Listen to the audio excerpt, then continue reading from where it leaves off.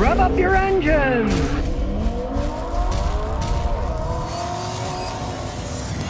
Here we go. Fiat Chrysler's in the news again. In the Michigan Warren Truck Assembly part, makes Ram trucks, 15 workers walked off saying that, hey, they don't want to get sick and they should close the factory down like they have in Spain and in Europe. And of course, Chrysler's statement said that it didn't affect production. Well, of course, that's what they're saying. Now, I mean, I look at this thing in the overall perspective. As I've told people for ages, Chrysler doesn't make good products. Fiat bought them, actually made the products even worse. So they don't care about their customers. Well, now it shows they don't care about their workers either. I imagine they're going to end up shutting it down, but they're just say they're watching it. And like everybody has read, they have no symptoms at all. And that's when they're the most able to give it to other people. It isn't like the normal one where you give it to people when you look sick and you're sneezing and stuff. This one, you might have it and you're perfectly fine, but you can spread it that way. That's why they're banning all these things where people can't meet together. You know, lawyers are getting involved in all this stuff. If you can't go any place where there's more than 20 people. It takes a lot of people to build these vehicles. So we'll see what happens with Fiat Chrysler and their plants. My prediction is they're going to have to shut them all down. As soon as people start getting really sick, then they'll certainly have to shut them down then. But then again, you know, money talks and BS walks, goes the saying, well, something's going to hit the fan and then they'll have to shut the things down. You won't be able to buy a new Ferrari for a while. Ferrari suspending vehicle production. My theory on this is, obviously, this is leading into a worldwide recession. You know what happens when there's a recession? People stop buying extremely expensive cars. What's going to end up knocking a bunch of these people down? I predicted a long time ago that Tesla was bloated. He owes billions and billions, and his stock was riding way high, almost $1,000. Well, now it's $400-something. The luxury cars are going to be the cars that are going to drop like stones when there's a recession. People aren't going to go out and buy very expensive cars, especially not technology like electric cars that's unproven with no infrastructure to really charge them up fast. I wouldn't be surprised if that knocks the company completely out of business and bankrupts them. You don't want to be making luxury vehicles when a recession is going on. They thought the stock market was blowing and getting bigger and bigger and bigger and bigger, and it's going to go on forever. Of course it can't go on forever. Kind of piggybacking with it, thinking, oh, people have all kinds of money. They'll buy these expensive cars. They'll go on forever. They'll pay $80,000 for an SUV. Well, you watch. Those things are going to start dropping like stones when the economy goes down. And obviously it's going down. You can see that. Here we go with Fiat Chrysler again. Jeep is having to recall their Wranglers and Gladiators because they got a problem with the clutch. Can overheat, break, throw shards, wreck the transmission. Now, I mean, they've been making standard transmissions for over 100 years. They could at least perfect how to make the clutch parts on it. Their quality control is so bad at Fiat Chrysler, they can't even make clutch parts anymore that last. One good part of this is like 95% of Americans now drive automatic transmissions, so they don't sell that many of these standard transmission deals. And hey, if they keep making them like this, maybe they won't sell any at all. It does affect, though, 33,237 vehicles, so, you know, check to see if you have one of those standard transmission ones, and they're not actually doing it yet, and then they got to say how they're going to fix it. So if you do own one,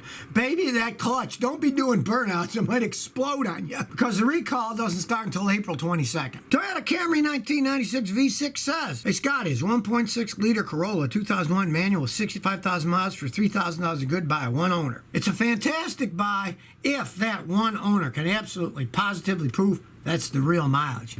It is a 19-year-old car, but a 2001 Corolla with a standard transmission and 65,000 miles. I've seen those things go 400,000 miles. So if he can prove that's the real mileage, yeah, fine, buy it from the guy. And if he is the original owner, the title's only going to be in his name, so the only thing on the title is going to be Toyota Motor Company and his. That's it. So check that too. Trust no one when buying a used car, except Scotty, because I'm not selling it to you.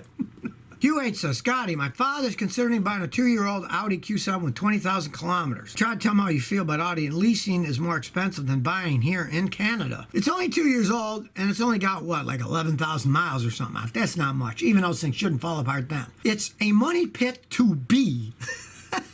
He might buy this thing and think, well, you know, I can't afford to lease it. It costs more.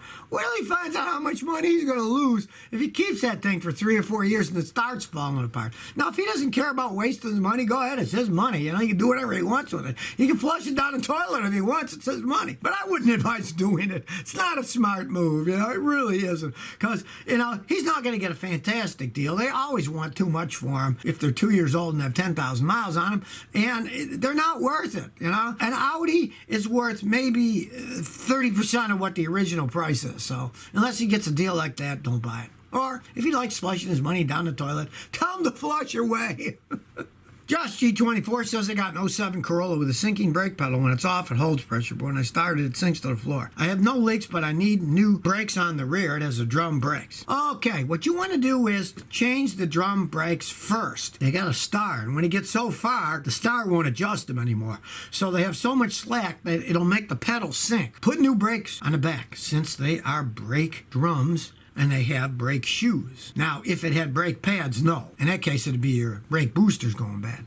But the shoes go out so far, they're automatically adjusted, but there's a lock on the adjuster. So when it gets so far, it can't adjust anymore, and they're slacking, it'll do that. Change that, because very, very rarely do I ever have to put a brake booster on a Corolla. They generally last forever. Geo92 says, Scotty, can a brand new Subaru Legacy with a turbocharged 2.4 four-cylinder engine, decent transportation for 100,000 miles? I don't feel like dealing with all the recalls on Toyotas. I would much rather have a fuel pump recall than a turbocharged boxer engine that's probably going to blow the head gasket. If you drive like a grandma, yeah, maybe it'll last 100,000 miles. But if you drive them hard with a turbocharged boxer engine, it's going to blow head gaskets. It's just extra. All the turbocharger does is ram more air in, which increases the compression. And increasing the compression, it's going to make the head gasket blow faster. I wouldn't buy a turbocharged Subaru, period. Unless you really drove slow, and what's the point then? Mitsu fan says, what are some cars you'd recommend never getting with an automatic transmission, but would recommend if it had a manual transmission? The Fiesta. I got a customer with one with a standard, and he's relatively happy with the Fiesta. The problem with the Fiesta is where there's dual clutch automatic transmissions. They were garbage where they're buying them back. They're not buying back any of the standard transmissions. So that could be okay. Hondas are killer with standard transmissions. I'd go that route too. Sean Owens says, I just got new struts, CV axle, assembly, front control arms, ball joints on my '04 Lexus RX 330, but the next day I hear a click and popping noise when I take turns. Well, I think it's bad work by the previous guy. I'm sure he charged you a small fortune for all that work. He should have completely fixed it and road test the vehicle. Take it back and say, look, buddy, you're fixing this and I'm not paying you any more money, or you can just give me all my money back and I'll go someplace else. That is just poor mechanical work. They charge you a ton of money for all that work. I know what they charge for Lexuses, and if it's not completely fixed, just tell them you're fixing it. Goes away, don't pick it up and drive it home. Say, you're riding with me, drive it. If it still does, just go. Tell them you want your money back because they don't know what they're doing. If they don't, get a lawyer. You'll win. They charged you a whole bunch of money. They should have fixed it. They should have road tested it. That shows they're bad mechanics. But take it back and say, hey, either fix this noise or give me my money back and I'll go someplace else. God of Pizza says, Scotty made the mistake of buying a Nissan Dualis Rogue here in Australia. So it's like Nissan Rogue. I'm trying to find the best way to keep the CVT lasting as long as possible. Okay, that's very simple. Drive like an elderly woman. Drive like a granny. Not the little old lady from Pasadena, but the granny who's just going to church on Sundays. The less you strain it, the longer they're going to last. You're in Australia. Don't take it out in the desert and start spinning around and making it rev and go up and down. It'll wear it out. But if you drive as slow as possible, I mean, you can go 70 miles an hour, but don't go 0 to 70 as fast as you can. Take your time. The more you baby it, the longer it's going to last. And that's what. And I would also change the fluid every 30,000 miles. Gary23 says, why don't more car manufacturers put laminated glass in their windows? Because it costs more money. Originally they did as safety, but then they found out, hey, we can make these shatter ones that are safe enough and they're cheaper to make, so we'll make them that way. Now some of the manufacturers are going back to putting laminated glass in all of them. Perhaps cheapness has been taken over by the concern for safety. And like I say, I see a lot of companies are starting to make them that way now. Just remember, find out if you got a car like that, because you got one of those little window shatterers to pop them to get out if you get in a wreck and you're stuck. They won't work on the laminated glass, so learn what kind of glass your car has before it's too late. Blonde Daddy says, my son has no one Ford Explorer Sport trick. His reverse light blows the fuse. It works slow and then blows again. Can you help me? There is a sensor on the transmission. It's called the transmission range sensor. That's when you put it in different gears, moves the arm on the transmission. And in that assembly is the switch that turns the backup light on. That's probably shorting out. Now, if there's a short anywhere in the backup lights, look at the wiring, see if you hit something. Look in the trunk, see if there's any frayed wires that are touching stuff. That'll do it. Take out the bulb, because it is an older vehicle. You said it's a 2001, it's 19 years old. Maybe the bulb got water and it's short now too. Check that too. But if that's all clean, you probably need a transmission range sensor. You buy the whole thing, it just bolts on and off. It's an easy thing to replace.